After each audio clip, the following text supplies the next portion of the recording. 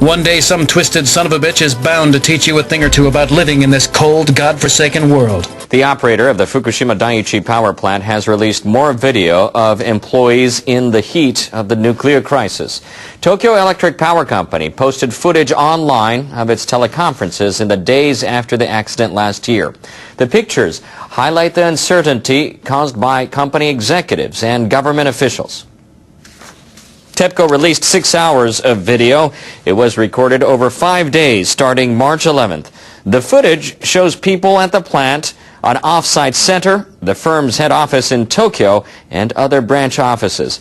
One section shows the plant chief was unable to communicate with government officials. 何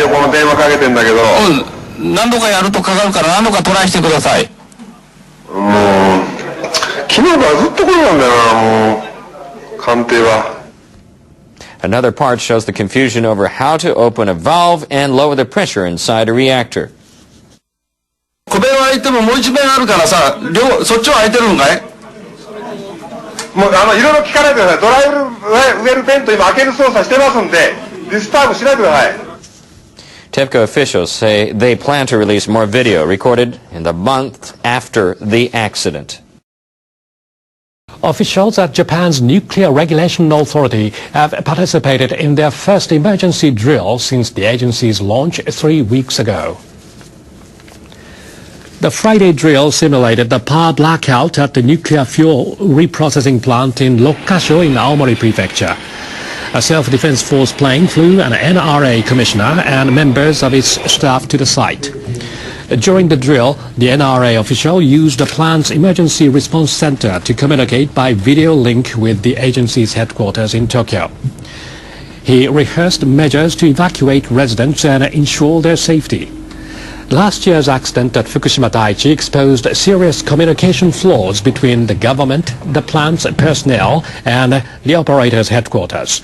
This led to serious delays in the evacuation of local residents. The people at Japan's new nuclear watchdog are putting lessons learned from the Fukushima Daiichi disaster into practice. Members of the Nuclear Regulation Authority want to expand evacuation zones around the nuclear plants. And they say residents should be armed with iodine tablets to protect against radiation exposure. NRA officials released a draft of new guidelines for dealing with nuclear disasters. They're recommending evacuation zones around facilities expand from the current 10 kilometers to 30. The new guidelines would cover more municipalities from the current 45 in 15 prefectures to 135 in 21 prefectures. The draft says municipal authorities should revise their emergency response plans by next March.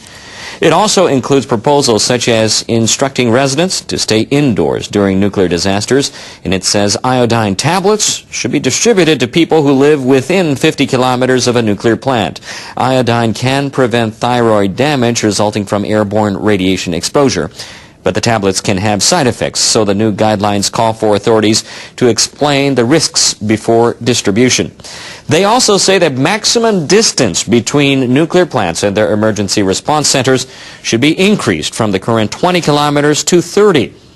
They would prohibit locating these off-site buildings within 5 kilometers of facilities. The Fukushima Daiichi Response Center was that close to the plant. High radiation levels forced staff to evacuate. Japan's industry minister says the government will not allow a power company to start building a nuclear plant in western Japan. The decision comes 3 weeks after the government allowed work to resume on 2 plants already under construction. Yukio Edano referred to plans by Chugoku Electric Power Company to build a facility in Yamaguchi Prefecture. He said the government's new energy policy rules out the construction of nuclear plants. Government leaders adopted the policy last month. They said they would try to end the reliance on nuclear power by the 2030s. All reactors in the country went offline one by one after the accident in Fukushima. 2 at the Oi plant in western Japan are running again. Edano said other reactors could be restarted if the regulator confirms they're safe. What's so funny now? I sometimes just think funny things. PG&E's planned ocean explosions is creating a lot of concern for marine mammals. John? It's planned for a 40-mile stretch of the ocean centered on the Diablo Canyon nuclear power plant from about here, San Simeon, down to south of Pismo Beach and out about a dozen miles. Beginning next month, 12 days of blasting the water here every 15 seconds with super loud sound. As I first told you 17 months ago, the Diablo Canyon nuclear power plant could be at risk from unknown undersea earthquake faults. The state called for this study, and we're absolutely committed to working with community and the environment. A ship would tow an airgun array. Bursts of 250 decibel sound penetrate the ocean floor. Echoes reveal faults, but the sound can also hurt marine mammals. We'll have trained species observers. We'll have safe mammal protection zones. Federal agencies say there'll be only temporary effects on marine life. But I've obtained this state environmental impact report. It says that there'll be significant and unavoidable harm to perhaps hundreds of marine mammals. We've seen beachings of marine mammals around the world following large noises and acoustic testing in the oceans. Environmentalists say the state used better and more recent science, that there are also better, less risky methods to explore those faults. You could get more reliable data on the safety of the plant by going at it another way than blasting the ocean. Public comment period on this project is open for the next 3 weeks. Reporting live, Health and Science Editor John Fowler, KTVU Channel 2 News. Scientists the world over have long been in pursuit of the origins of life. Some from Japan have found answers in a petri dish. They used multi-purpose stem cells to generate female reproductive cells. Then they produced mice. Researchers at Kyoto University took the cells of female mice to generate induced pluripotent stem cells, or iPS cells. They applied a protein to them to develop what are called germ cells. The researchers transplanted the germ cells into ovaries. They succeeded in generating reproductive cells, or ova. They fertilized the ova with normal sperm. They placed the fertilized eggs in female mice. They waited. Then the mice did what the team had hoped for. They gave birth to normal offspring. We are reproducing the mechanisms of sperm and ova in test tubes.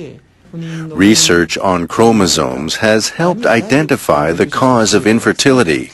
This achievement will improve our chances of finding a cure. The group succeeded last year in generating mouse sperm from iPS cells. Saito says researchers need to be careful about what they do next. He says they need to consider the ethics of creating life.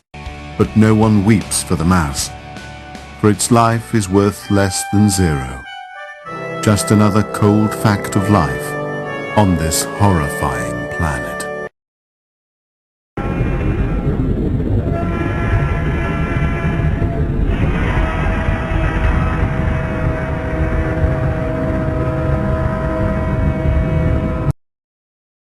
The scientists at Tokyo's Keio University are claiming a first of their own. They say they've produced cells that will become sperm and ova, but from ones developed from human skin, not mice. Professor Hideyuki Okano found a way to make iPS cells visible when they develop into the germ cells that will become sperm or ova. The scientists say they've confirmed that the germ cells developed in 5 days. Okano says he hopes their research can be used to develop drugs for treating infertility. There are studies that came out of Belarus after Chernobyl had exploded and there was cesium deposition there. And what they found was that anything above 11 becquerels per kilogram, a becquerel is a measurement of radioactivity, so it's 1 disintegration per second. And so it's a becquerel per kilogram. Anything above about 11 becquerels per kilogram in a child's system, and you start to see heart problems. You get a little higher than that, you start to see female hormone imbalance, nerve issues, a whole host of issues that we wouldn't necessarily have associated with radiation in the past. I mean, obviously, genetic deformities we associate with it. We associate cancers, and those are all true. But the thing that those don't let us see sometimes are the more subtle, yet just as detrimental effects. So the children really need to have non-contaminated food. They need to live in non-contaminated areas, and I do not know that the Japanese government is doing that right now. I know that there are people over there who are very concerned, and they're trying to get their kids out.